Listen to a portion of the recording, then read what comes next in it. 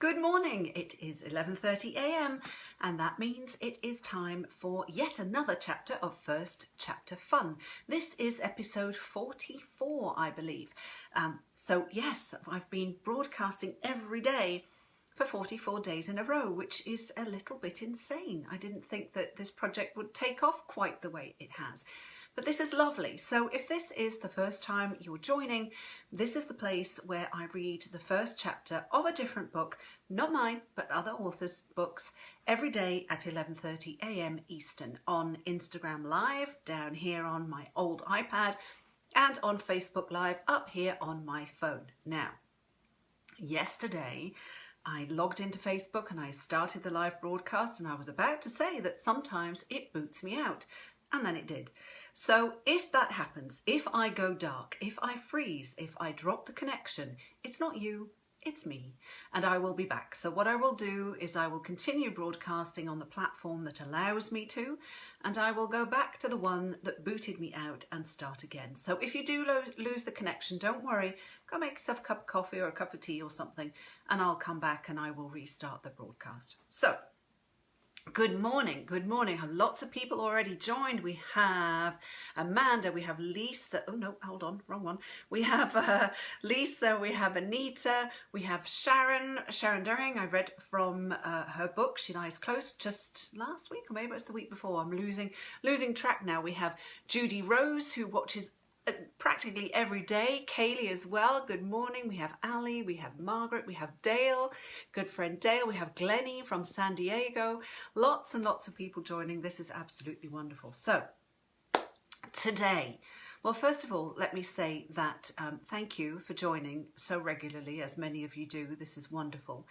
And as always, I will save this recording. It will go on my Instagram. It'll be on my story, but I will then save it. I will post it again to my feed. Good morning, Kathleen. She just joined. You found us, yay.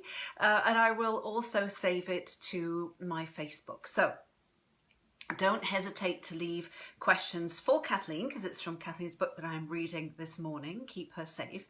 So, ask her, once you've heard about her bio and me gushing about her books, I'm sure you'll have a ton of questions. So go leave her a question about what she writes in different genres and life as an author and all those kinds of things. And that's lovely. Good morning, Kathleen. I'm so pleased you found us. So let me introduce you to today's book. I am sillily, stupidly, ridiculously, all the lees, excited about introducing you to K.A.Tucker, Kathleen. If you haven't read her stuff, good morning, Brad from Audio Shelf. If you have not read Kathleen's stuff yet, you haven't lived, guys. You have to discover her books, and she has many of them, many. So Kathleen, she's a superhero, she's a superstar, and she's an inspiration to me, and I love her, and she's brilliant. So let me read you. I was looking for my glasses, they're on my leg. Let me read you her bio. So, K.A.Tucker writes captivating stories with an edge. She is the internationally best-selling author of the 10 Tiny Breaths and Burying Water series. He Will Be My Ruin. That has to be, actually, I have to say, I don't think I've ever told you this, Kathleen, but He Will Be My Ruin, I think, is one of my favourite book titles ever. It's brilliant. So she wrote, I'll start again. Author of the 10 Tiny Breaths and Burying Water series, He Will Be My Ruin, Until It Fades, Keep Her Safe, The Simple Wild, I'm going to get back to that one in a minute, and the sequel to The Simple Wild, which is called Wild at Heart, Be the Girl, and Say You Still Love Me. Her books have been featured in national publications including USA Today, Globe and Mail, Suspense Magazine, Publishers Weekly, Oprah Mag, and First for Women. She has been nominated for the Goodreads Choice Award for Best Romance 2013 for 10 Tiny Breaths and Best Romance 2018 for The Simple Wild. And I'll get back to that one. Keep Her Safe, which I'm reading from today, made Suspense Magazine's Best of 2018 list for Romantic Suspense. And Kathleen currently resides in a quaint town outside of Toronto, and you will find more information about all of her books on K.A.Tuckerbooks.com, all in one word. Kaylee just said, I'm freaking obsessed with her. K.A.Tucker is the bomb. Yeah, she is. An audio shelf just said, who do we have today? K.A.Tucker, of course, Kathleen. Now, actually, I'm going to do a quick side note for Audio Shelf. Have you guys discovered Audio Shelf yet? They are Brad and Brittany, best friends, and they review audiobooks. They do these super funny videos. If you haven't discovered them yet, you need to. So that was that little side note. So back to today's book, Keep Her Safe by K.A.Tucker, Kathleen. Now, I can't remember when I met Kathleen. It was a couple of years ago because we live in the Greater Toronto area. And she blurbed for Her Secret Son for me, actually, which was wonderful. And her book, The Simple Wild, has to be one of my favourites ever, I think. And not I think, I know. And the sequel to it, Wild at Heart, when I knew there was going to be a sequel, I think I squealed a bit, and I was able to get my hands on an early copy, and it is equally brilliant. So those two characters in those books, they're just phenomenal. You have to check those out as well. But so we have a thriller today from Kathleen, Keep Her Safe. There we go. Oh, somebody just said, where's that comment? Another Canadian author. Cool. Yes, another Canadian author. So let me read you the blurb for Keep Her Safe. Keep Her Safe. Now, here's the funny thing. The story takes place in Texas, in Austin, and it actually there's a reference to one of the characters' Texan accent. I'm not going to attempt that because I'm going to make myself look like an idiot. So they're just going to be English because that's my skill set. So, all right. So let me read you the blurb for Keep Her Safe. And this book is out now, so you can get your sticky mitts, as we say in England, on it immediately. Okay, here we go. Noah Marshall has known a privileged and comfortable life thanks to his mother, the highly decorated chief of the Austin Police Department. But all that changes the night she reveals a skeleton that's been rattling in her closet for years and succumbs to the guilt of destroying an innocent family's life. Reeling with grief, Noah is forced to carry the burden of this shocking secret. Gracie Richards wasn't born in a trailer park, but after 14 years of learning how to survive in the Hollow, it's all she knows anymore. At least here people don't care that her dad was a corrupt Austin cop, murdered in a drug deal gone wrong. Here, she and her mother are just another family struggling to survive, until a man who clearly doesn't belong shows up on her doorstep. Despite their differences, Noah and Gracie are searching for answers to the same questions, and together they set out to uncover the truth about the Austin Police Department's dark and messy past. But the scandal that emerges is bigger than they bargained for and goes far higher up than they ever imagined. Doesn't that sound good? Because it is. It's brilliant. It's not just good, it's fab. Keep Her Safe by K.A.Tucker. There's the cover again, out now.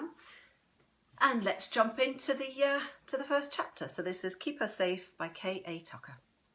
Chapter 1, Noah, April 2017, Austin, Texas. Hello? A garbled string of code words over the police scanner carries down the darkened hallway, answering me. My heart sinks. She's still awake. Kicking my dusty sneakers off, I drag myself all the way to the back of the house. Hey, Mum. I offer as casually as possible, passing her hunched body at the kitchen table, a cigarette smouldering on the edge of a supper plate, a half-finished bottle of cheap whiskey sitting within her easy reach, her gun belt lying haphazardly next to it. I don't know why I was hoping for something different tonight. I've been coming home to the same scene for weeks now. Where were you all at tonight? That Texan twang of hers is always heavier when she's been drinking. I yank open the fridge door. It's Wednesday. She tilts rather than lifts her head and spies the basketball tucked under my arm. Right, I can't keep up with you. I could point out that there's not much to keep up with. I'm a creature of habit. If I'm not at work, then I'm with my friends, at the gym or doing laps at the pool, or tossing a ball around. I've been going to the same pickup courts every Wednesday night since I moved back to Texas to go to UT 7 years ago. I twist the cap off the carton of orange juice and lift it to my mouth instead, wishing she'd berate me for not using a glass. That's what she used to do, back when she didn't beeline for her liquor cabinet the second she walked in the door from work. She'd also remind me not to dribble my ball in the house and to throw my sweat-soaked clothes through the hot cycle of the wash right away so my room doesn't smell like a locker room. Now, she doesn't even bother to change out of her uniform half the time. As if to prove a point to myself, I let the ball hit the tile once, twice, seizing it against my hip after the third bounce, the hollow thud of leather against porcelain hanging in the air. Waiting, hoping. Nothing. Not a single complaint from her, as she sits there, her eyes half shuttered, her cropped blonde hair unkempt, her mind preoccupied with something far beyond the oak table's wood grain that she stares at. She doesn't give a shit about basic manners anymore. These past few weeks, all she does is sit at the kitchen table and listen to the radio crackle with robbery reports and domestic assault calls and a dozen other nightly occurrences for the Austin Police Department. Her police department, seeing as she's the chief. A female chief of police in one of the biggest cities in the United States, a monumental feat. She's held that position for 2 years and, up until recently, seemed to have held it well. Coughing against the lingering stench of Marlboros, I slide open the window above the sink. Crisp spring air sails in. I never thought I'd say this, but I miss the smell of lemon pledge and bleach. "Don't forget to close it before you go to bed. Don't want to get robbed," she mutters. We're not going to get robbed. We live in Clarksville, a historic neighbourhood and one of the nicest in a city that's generally considered to be safe and clean. I can't blame her for being cautious though. She's been a cop for 30 years. She's seen society's underbelly. She probably knows things about our neighbours that would make me avert my eyes when passing them on the street. Still, even the worst parts of Austin are a playground next to typical city slums. I frown as I peer down at the filthy sink. The stainless steel is spattered with black specks. "Did you burn something in here?" "Just trash." I fish out a scrap of paper with perforations along one side. It looks like a page torn from a notepad. April 16, 2003 is scrawled across it in writing that isn't my mother's. "Biggest mistake of my life." She puffs on her cigarette, her words low and slurred. "Should have known Betsy wasn't the only one." "Who's Betsy?" "Nobody anymore," she mutters, along with something indiscernible. I fill a tall glass of water and set it down in front of her, using it as a distraction so I can drag the bottle of whiskey out of her reach. She makes a play for it anyway, her movements slow and clumsy. "Give it back to me, Noah, right now, you hear me?" I shift to the other side of the table, screwing the cap on extra tight, though she could probably still open it. For a woman of her stature, 5'4" and 130 pounds, she's all muscle. At least she was all muscle. Her lithe body has begun to deteriorate thanks to the daily liquid supper. "You've had enough for tonight." "What do you know about enough? There ain't enough whiskey in the world for what I've done." She fumbles with the 4 silver stars pinned to her uniform's collar, looking ready to rip them off. So it's going to be one of those nights. But who am I kidding? Those nights when she starts in on this incoherent rambling about not deserving to be chief are more and more common lately. I miss the days when all she'd complain about was stupid laws and lack of department funding. I sigh. "Come on, I'll help you upstairs." "No," she growls, a stubborn frown setting across her forehead. It's 11:30.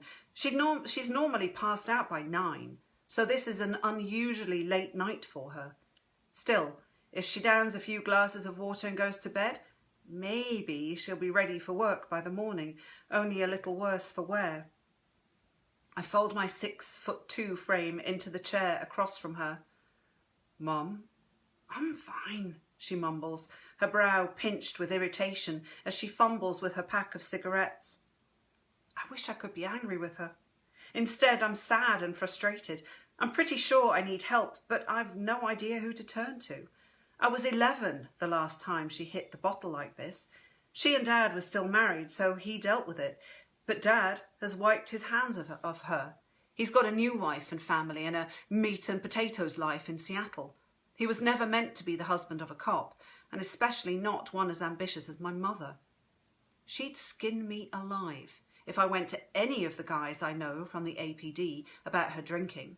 There are too many people looking for a reason to get rid of a female chief. This would be a good reason. I could go to Uncle Silas. He's the district attorney. He wouldn't want voters finding out that his sister, the chief of police, is a drunk. I should have gone to him already, but I hoped it was a phase, something she'd work out on her own. Maybe with a little push from us, Mum can get sober again. She did it once before, years ago, quick, cold turkey. She's tough like that. She can beat this again, if she wants to. I turn down the volume on the police scanner. Mum? Her eyes snap open. It takes her a moment to focus on me, but she finally does. How was basketball? They beat our asses. Who are you playing with? Jensen, Craig, the usual crew. Jensen and Craig, she mutters, her gaze trailing over my arms, long and cut from hours of lifting weights and swimming laps, and she smiles. It's sloppy, but I see the wistfulness behind the boozy mask. You've become so strong and independent, Noah, and smart, so smart. You know I love you to bits, right? I nudge the glass of water forward. Take a sip, Mum, please. She humours me by downing half the glass, only to then reach for her glass of whiskey and knock back the shot. What time do you have to be in work tomorrow? If I can catch her over her morning coffee when she's sober and still feeling the pain of tonight, maybe I can start a serious conversation. Maybe I can get through to her. You've grown into a good, honest man, she mutters, not answering me. You're going to be fine. Here, let me get you another glass of water. I fill up 3 more, lining them on the table in front of her. Drink, please. With reluctance, she reaches for the first. I'm going to grab a shower. Without the promise of more booze, she'll stagger upstairs and be passed out, face down in her uniform by the time I'm out, I'm betting. I dip down to grab the bottle from beneath the chair. He was a good, honest man too, she mutters. You'll find someone else. You're still young. She does this when she's drunk too, talks about Dad, about how it's her fault they divorced. Right after this, she's going to say that she's a terrible mother because she abandoned me. Let him take me to Seattle all those years ago. A boy needs his father, she believed. No, not your father. Abe. I freeze. I haven't heard her say that name in years. I ask cautiously. Abraham, Abe. She nods. Again, that wistful smile touches her lips. You remember him, don't you? Of course. He was the tall man with ebony skin and a wide smile who taught me how to dribble a ball. He was my mother's police partner for years and one of her best friends for even longer, until he was killed by a cocaine dealer, only to be labelled a corrupt cop after his death. I was 11 when he died. I didn't understand what that meant, only that whatever Abraham Wilkes did was bad. It made statewide news and broadened an already perceptible racial divide within the community. It made Mum start drinking, and I'm pretty sure it broke our family apart. He was a good man. Her voice drifts off with her gaze as her eyes begin to water. He was a good, honest man. I wander back to the table. I thought he was stealing and dealing drugs. She chuckles as she takes another drag of her cigarette. It's a sad, empty sound. That's what everyone thinks, because that's what they made them think. But you... She pokes the air with her finger, her normally neat and trim fingernails chewed to the quick. You need to know the truth. I need you to know that he was a good man and we are bad, bad people. Who's bad?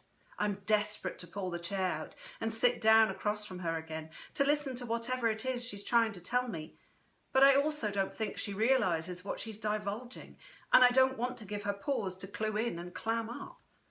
She dumps a cigarette pack out on the table, scattering a half-dozen cigarettes before finding one to light. You know he broke Dinah. Ran her and that beautiful little girl out of town. She was so young when Abe died. Gracie. He always smiled when he said her name. Mum smiles now too, reminiscing. She has a mama's green eyes and Abraham's full lips and kinky curls, and her skin, it's this gorgeous colour like caramel and... Mum, I snap, hoping to get her focus back. I vaguely remember Abe's kid, a cute girl with big eyes and wild hair, but I don't want to hear about her right now. What are you talking about? Who did what? It didn't start out that way. Or I guess it did, but he made it sound right. Who? Abe? Her head shakes back and forth lazily. I don't deserve to be chief, but it was one heck of a carrot, better than a stick. Abe, he got the stick. He couldn't be bought. He was just in the wrong place at the wrong time. Because of me. You're not making sense. Her jaw sets and her eyes fix on a point behind my head. What I let happen, I may as well have pulled the trigger. She barely has a cigarette lit when she mashes it into the pile of ashes. I sold my soul is what I did. And there ain't no coming back from that. What? 'Cause I should have known he'd be waiting like a wily fox in the thicket to use it against me. Who? Just remember I meant to do good, and he promised me he didn't know her age. He promised he'd never do it again. She snorts. I need you to know Abe was a good man. A tear slips down her cheek, and her gaze locks on mine. I tried to make it right, but I couldn't face her. After all this time, I couldn't face what I'd done to her. I'm a coward, not a chief, a coward. A shiver runs down my back. What are you talking about, Mum? She shakes her head lazily. She must hate her daddy. She don't know any better, but I need her to know. Tell Gracie he was a good man. You'll do that, right? I'm speechless, trying to decipher the meaning behind her jumbled words. Mum, what are you trying to tell me? It sounds a hell of a lot like a confession, but for what? She opens her mouth to speak, but nothing comes out as she stares at me, her blue eyes the same cornflower shade as mine, cast with a haunted shadow. I wait for her to explain herself. Finally, she flicks her lighter, letting the tiny flame dance for a moment before pulling her thumb away to extinguish it. Go on to bed and let sleeping dogs lie. They're less likely to bite. She chuckles. He always liked that saying. Every time I pushed him, every time I told him they were up to no good. As if I could sleep after this. Mum, you remember Hal Fulcher, your lawyer? Make sure you pay him a visit. Don't wait too long. They don't have much time. What? Why? Go grab that shower. She finishes the first glass of water, then chugs the second. I'm not going to get any coherent answers from her tonight. This conversation will have to continue in the morning, though I can't imagine how to start it. I lean down to place a kiss on her forehead, and she reaches up, her palm cupping my stubbled jaw in an affectionate gesture. I love you so much. Always remember that. Love you too, and if you're not in bed by the time I'm done, I'll throw you over my shoulder. She knows it's not an idle threat. I've done it before. She responds with hollow laughter, then turns up the dial on the police radio, her eyes beginning to shutter. Another 5 minutes and she'll be passed out right there on the table. The dispatcher's voice doesn't quite muffle her heavy sigh. You're going to be fine. I peel off my clothes and throw them in a corner. I'll deal with them later, just like I'll deal with the scruff covering my jaw. Or not. We're going to Rainey Street tomorrow night for drinks, and Jensen's girlfriend is bringing her friend Dana, the one I hooked up with last week. I forgot to shave then too, and she seemed to like it. I simply stand under the hot stream of water for a moment, letting it rivulet over my skin, hoping it'll melt away the unease that settled onto my shoulders. Mum was acting different tonight, almost crazy. The fact that she brought up Abe has thrown me for a loop. She took his death hard. That's when she really started drinking the first time. And what the hell was all that talk of carrots and sticks and selling her soul? I inhale the spicy scent of my shampoo as I scrub away at my scalp. Fucking dramatic, drunken rambling. I can't imagine what my mother thinks she's guilty of. She's a highly decorated police chief. She's well respected in the community. She's smart and funny when she's not drunk. She's my mum. The blast of a gunshot tears through the house. That was the first chapter of the brilliant, brilliant Keep Her Safe by K.A.Tucker, which is out right now. You can get your hands on it right away. It is a brilliant book, a fantastic thriller, as are all Kathleen's books. They are all absolutely brilliant. So I hope you enjoyed that episode. Judy just wrote, ah! I know, you want to know what happens now. Oh, and Hank says, morning Hank, she says, no, OMG, wow, we have so good, wow, wow, the ending of that chapter. Hank down on Instagram says, what is happening? Ah, well, I know, because I read the book. Actually, I didn't read it, I inhaled it, I gobbled it up. It's absolutely brilliant. So if you want to know what happens, well, you know what to do. You can find it right now because it is available. All right, so that was today's read, Keep Her Safe by K.A.Tucker. Make sure you go check that one out. Let me get rid of the glare. And let me now tell you a little bit about tomorrow's book. So different genre. Tomorrow we are back to historical fiction. And we have a Canadian bestseller. This book has done so, so well. It's called The Forgotten Home Child by Genevieve Graham. There we go. This is what I'm really excited to read from this one too. This is tomorrow's book. So I hope you'll be able to join me then. Judy just said, P.S. I see Mr. Bump looking scared in the background. Yeah, he should be scared. Should be scared reading that chapter. All right, so I hope that you will be able to tune in tomorrow. As always, I will be on Instagram Live at 11:30 a.m. and on Facebook Live also at 11:30 a.m. And I hope that I will see you then. So until tomorrow, until then, please, as always, stay safe, stay kind, and I'll see you tomorrow. Thank you for watching.